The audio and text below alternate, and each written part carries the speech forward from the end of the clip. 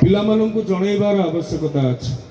आजर दिन में पिलामानंकु जणैबार आवश्यकता अछि जे आमे जो भूमि रे आज विद्यमान अछंती, आमे जहाँ को भारत माता बोली कहउछंती, अलगा को देश तांको जन्मभूमि को तांको देश को माता कहते नहीं, तांको फ्रैटर्निटी कहा जाए, अर्थात से माने ताको पिता रूपे आलोचित करती। केवल भारत को आमे माता रूपे, आम माँ रूपे, कारण मातृभूमि, मातृभाषा और माटी ये तीनोटी कथा को भल पाइबा ए अनुष्ठान में ही शिक्षा दि जाउछि। ए अनुष्ठान रे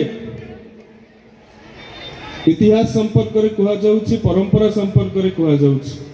ये भूमि हमर धामनगर रो माटी कहंतु, गोहिरा टिकिरी को छाती रे आउजी धरिथिबार माटी कहंतु, भद्रक रो कथा कहंतु कि ओडिसा रो कथा कहंतु, आम धामनगर ए समग्र भूखंडर शेष स्वाधीन अंचल थिला।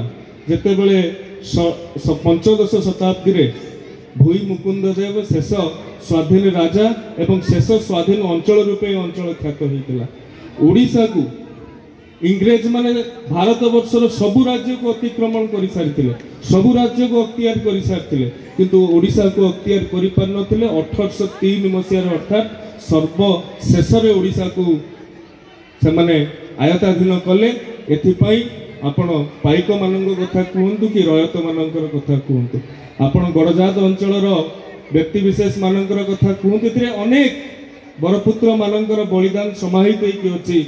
ओडिशा से भली एक भूमि जे कि सर्वशेष रे भारत वर्ष रे पराधीन होइतिला एवं 1803 मसिया रे पराधीन होइतिला। मात्र 14 वर्ष परे एही प्रदेश रे, एही ओडिशा रे विद्रोहर बिगुल बाजितिला, ताहा पाइक विद्रोह नाम रे ख्यात होइतिला। एवं किछि दिन तळे, किछि वर्ष तळे पाइक विद्रोह को केंद्र सरकार भारत वर्षर सर्वप्रथम स्वाधीनता संग्राम रूपे मान्यता देइछंती।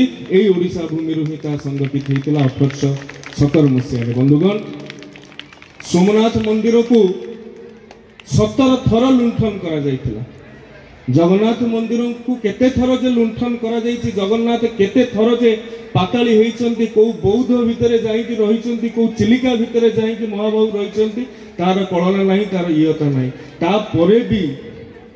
तापरे भी ये देशर धन संपदा अक्षुण्ण अछि। सबु किछि लुंठित हेला परे, सबुथिरु वंचित हेला परे मध्य आज भी ये देश सगर्वे कहूछि मु आगामी दिन में विश्व गुरु हेबी, विश्वर नेतृत्व नेबी। से समय आ दूर नुहे। 2047 मसीह भारत वर्ष जेते बेले विकसित भारत रे परिणत हेबो, आमे इतिहास को अवलोकन करिकि विश्व समुदाय को कहिबा जे आमे आम बक्षर, आमे आम छातीर लहू देकी विदेशी को प्रतिपालित करिछु, आखिर लुह देकी विदेशी को प्रतिपालित करिछु।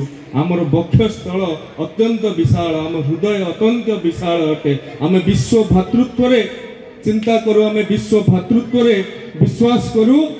निजर सबु किछि हरई देकी, निजर सबु किछि हजाई देकी भी आमे परिपूर्ण अछु। आमे परिपूर्ण सिंधु भाव रे ए समग्र हिंदू समाज, हिंदू एक धर्म नुहे, सनातन एक धर्म नुहे। सनातन हो आम संस्कृति, जीवन यात्रार गोटे माध्यम। कौनसी हिंदू, कौनसी सनातनी सभ्यतार व्यक्ति विशेष आपण कहतु, इतिहास को देखंतु, केबे जाइकि काबुल उपरे आक्रमण करी नाहंती, केबे कांदाहार रे मस्जिद भांगी नाहंती, कि बांग्लादेश रे केबे जाइकि आक्रमण अन्य समुदाय उपरे करी नाहंती। ये